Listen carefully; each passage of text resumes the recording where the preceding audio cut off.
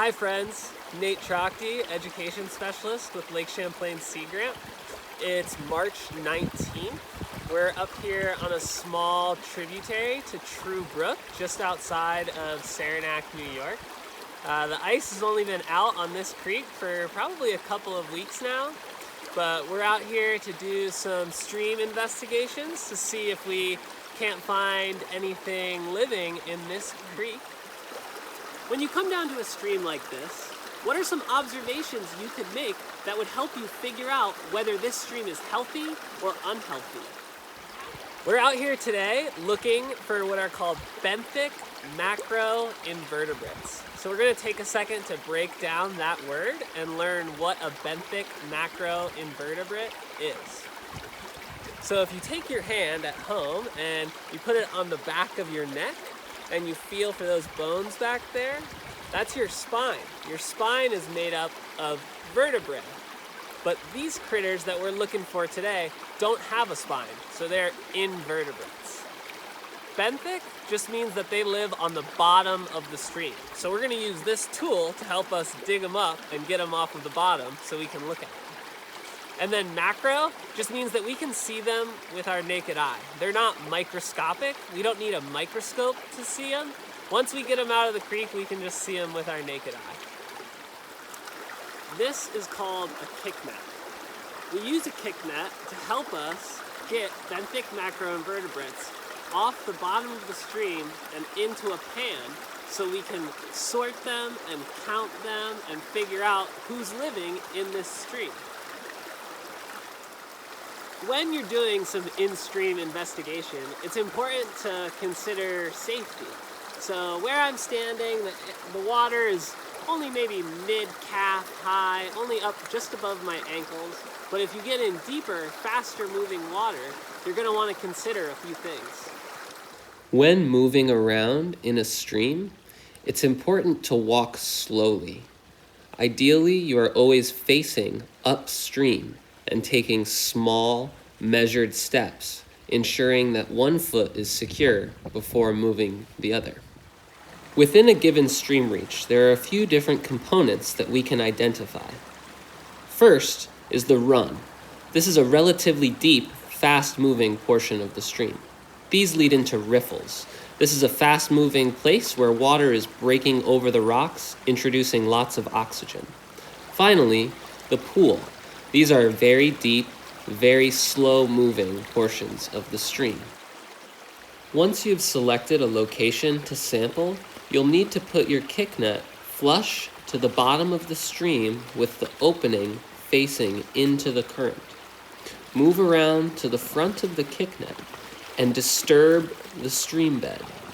Kick over any rocks, push around any debris on the bottom of the stream like sand or gravel. Generally, you want to mix up the area in front of the kicknet and allow the current to flush any benthic macroinvertebrates on the bottom of the stream into your net.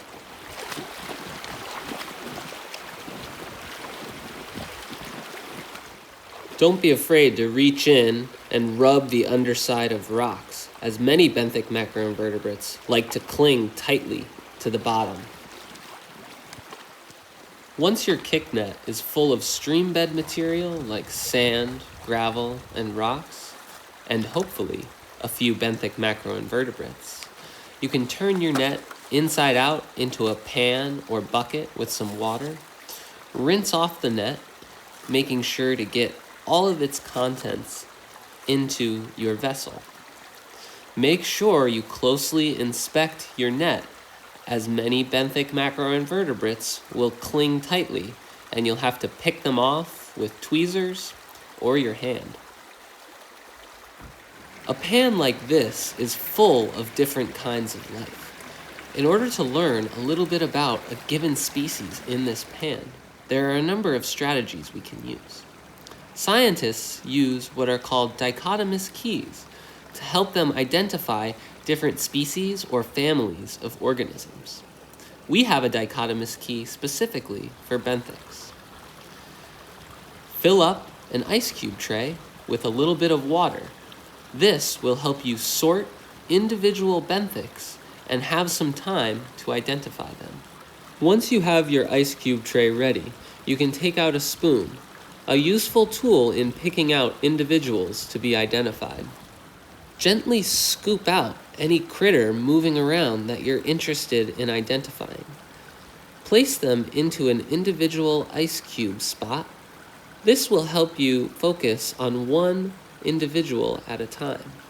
I like to scoop out some of the larger, more charismatic organisms first with the spoon, getting a bunch of different bugs that don't look alike into their spot to be identified later. For the smaller ones, I like to take out an eyedropper and suck them up with a little bit of water and squeeze them out into a spot. Pretty soon, you'll have an ice cube tray full of wriggling insects ready to be identified using your dichotomous key. If you have a hand lens or a magnifying glass handy, that can be very useful in getting up close and personal and trying to figure out who's who. How many tails do they have? How many legs? What are their antennae like? How are they moving around in the pan or in the ice cube tray?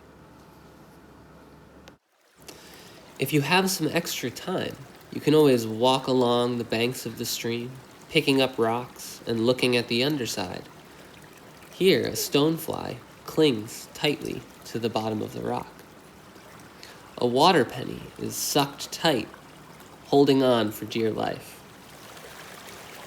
You might be surprised at what you find moving around under a rock in a stream that you've walked by 100 times. Before you leave the stream, make sure you thoroughly rinse off your ice cube trays and your pan and your net, releasing any organisms you've found. You don't want to accidentally transport an invasive species into the next creek you visit.